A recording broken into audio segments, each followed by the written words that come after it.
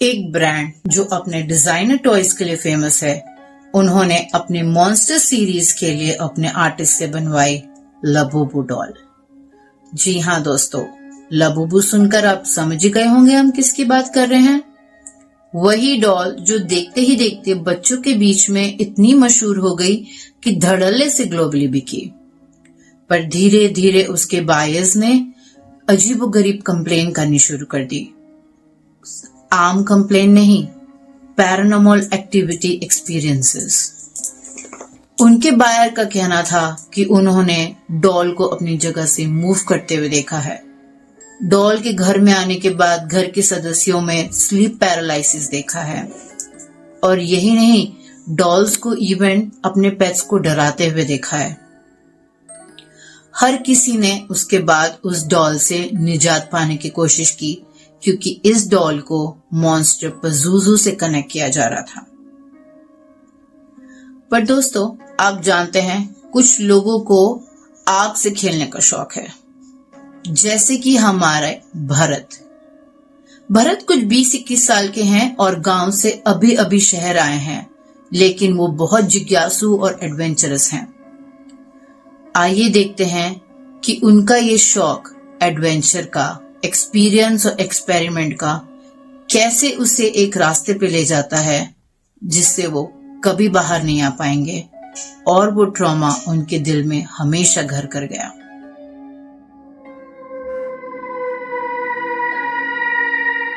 लाबुबू doll एक टूटी हुई ग्लास डिस्प्ले के कॉर्नर में रखी हुई थी। उसकी curve wooden body crimson red और कोल ब्लैक स्ट्राइप से बनी हुई थी। उसकी आंखें 2 वाइट मार्बल्स जिसमें हेयरलाइन क्रैक थे, रोशनी को कभी सही तरह से रिफ्लेक्ट नहीं करती थी, बल्कि उसे सोख लेती थी। मार्केट सेलर ने उसे दिखाते वक्त धीरे से फुसफुसाते हुए कुछ कहा, जैसे जोर से बोलने से उसके अंदर कुछ जाग जाएगा। पुरानी है, तुम्हारे सोच से भी ज्यादा पुरानी, घर मत ले जाना।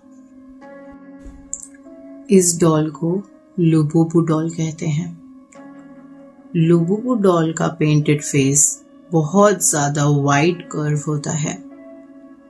दांत उसके जैक स्ट्रोक्स में पेंट किए हुए होते हैं, जैसे किसी ऐसे राज पर हंस रही हो जो इंसानों को कभी बताया नहीं जा सकता। रात को जो लोग उसे अपने घर में रखते, उनका कहना था कि उन्होंने छोटे छोटे फुटस्टेप अपने घर में सुने हैं, टिक टिक टिक, जैसे कोई छोटा बच्चा फ्लोर पर चल रहा हो। उसके बाद हमेशा वॉल्स पे एक स्क्रैपिंग साउंड, जैसे कोई अपने नाखून रगड़ रहा हो। कुछ बहादुर लोगों ने जब भी हिम्मत जुटाकर देखने की कोशिश की, उनका कहना है कि उन्होंने डॉल को कभी हिलते हुए नहीं देखा। बट उनका ये भी कहना है कि अगले ही दिन उन्होंने उस डॉल को कभी सेम पोजीशन में भी नहीं देखा। आधी रात को उनको देखने वाले के रोंगटे खड़े हो जाते थे। उसका स्टिल रहना इतना डेलिब्रेट लगता था, और उस वक्त वो साइलेंस ऐसी लगती थी जैसे पूरे कमरे में सांस रोक के खड़े हों। कुछ लोग जिन्होंने उस डॉल को अपने घर में रखा कहते कि आँख खुलते ही वो डॉल कुछ इंचेस ही दूर होती उनसे, मिल्की वाइट आंखों से घूरती हुई, और उसकी स्माइल इतनी वाइड होती कि वेनम भी देखकर डर जाए। कुछ तो कहते हैं कि उन्होंने उस डॉल को ब्लिंक करते हुए भी देखा है। कुछ लोगों ने जब उस डॉल को उठाकर दूसरी जगह रखा, जिन्होंने उसे टच किया, वो एक अजीब ही हॉरर स्टोरी सुनाते हैं। वो कहते हैं कि उन्हें आज भी फील होता है जैसे किसी छोटे से हाथों ने उनका हाथ छू रखा हो, पकड़ रखा हो, जैसे वो कभी उन्हें जाने ही नहीं देना चाहती हो। लुबुबु डॉल एक बारिश भरी शाम भरत के घर आई। भरत ने उसे खरीद लिया था, मार्केट सेलर के वार्निंग के बावजूद। घर लाकर उसे अपने शेल्फ पे रखा, कुछ सुपरस्टिशन का मजाक उड़ाते हुए, कुछ अपनी हिम्मत को टेस्ट करने के लिए। शुरुआत में बस आवाजें आई, एक टिक टिक टिक, जैसे कोई लकड़ी से टकरा रही हो उसके बेडरूम के फ्लोर पर। भारत ने सोचा पाइप्स होंगे या चूहा होगा, लेकिन जब आवाज ज्यादा हो जाती और वो लैंप ऑन करता तो लाइट ऑन करने पर हमेशा उसने नोटिस किया कि डॉल कभी उसकी जगह में नहीं होती। या तो वो फर्श पर पड़ी मिलती या तो ऊपर से नीचे शेल्फ पर गिरकर चेयर पर बैठी होती थी। तीसरी रात से भरत ने सोना छोड़ दिया था। वॉल्स पर स्क्रैचिंग के साउंड पूरी रात, टिक टिक टिक फ्लोर पर, जैसे कोई छोटा बच्चा यहां से वहां दौड़ रहा हो। और एक हंसी, नरमी सी हंसी में, जैसे कोई टूटे हुए दांतों से बच्चा खेलते हुए हंस रहा हो। और जब टेढ़ी आंख से भरत ने देखा तो उसने कसम खाई कि उसने डॉल को और ज्यादा वाइड हंसते हुए देखा, मानो जैसे उसकी चोरी पकड़ी गई हो और वो चुपचाप वहीं बैठ गई हो। हद तो तब हो गई जब भरत ने एक रात अपनी आंख गला घुटने की वजह से खोली। उसे महसूस हो रहा था कि कुछ छोटे वुडन हैंड्स उसके गले को घोट रहे हैं, और जब उसकी आंख खुली तो उसने लबूबू डॉल को अपनी छाती पर पाया। वो घबरा के उठा, उसने डॉल को फेंक दिया, लेकिन कुछ ही देर में देखा तो डॉल गायब हो चुकी थी। बस कुछ भागने की आवाज आई और एक छोटे बच्चे की हंसी।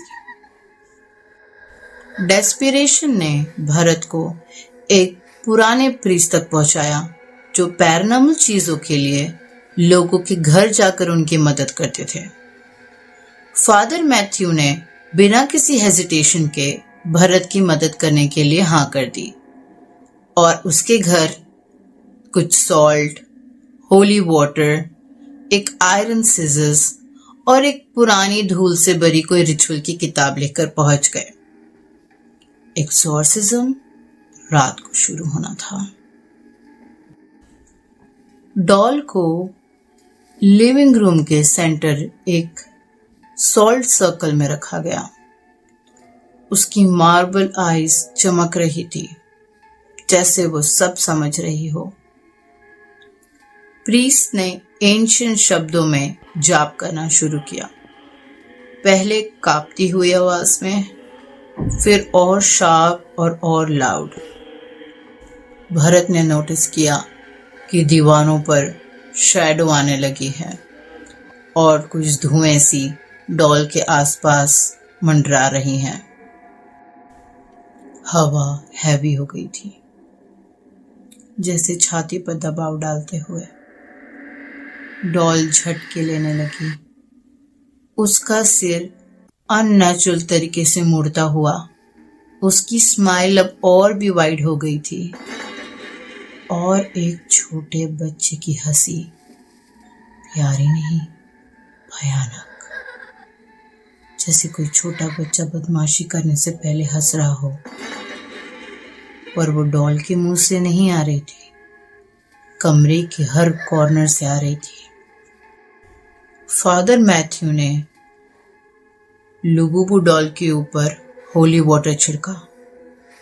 भरत एक कोने में सिमटा हुआ था, उसका दिल जैसे बाहर ही आ जाएगा। वो देख रहा था कि लुबुबु डॉल सॉल्ट सर्कल के अंदर से उसकी तरफ घूर रही है। फादर मैथ्यू होली वाटर छिड़कते हुए आगे बढ़ते जा रहे थे।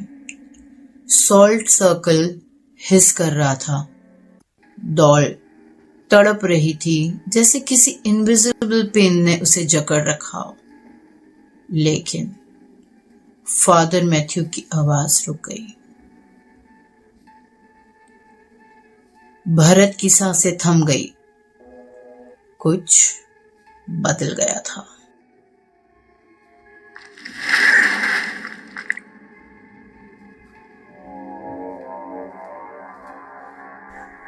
डॉल फिर से हंसी। इस बार उसका मुंह और ज्यादा वाइड हो गया था और पेंट उसकी चिन से इंक की तरह बह रहा था। और फिर इम्पॉसिबल, डॉल सर्कल के बाहर आ गई थी। सॉल्ट सर्कल टूट गया था, क्रैक हो गया था, जैसे उसने अपनी पावर ही खो दी हो। प्रीस्ट पीछे हट गए। ये जाना नहीं चाहती, ये तुमसे बंधी हुई है।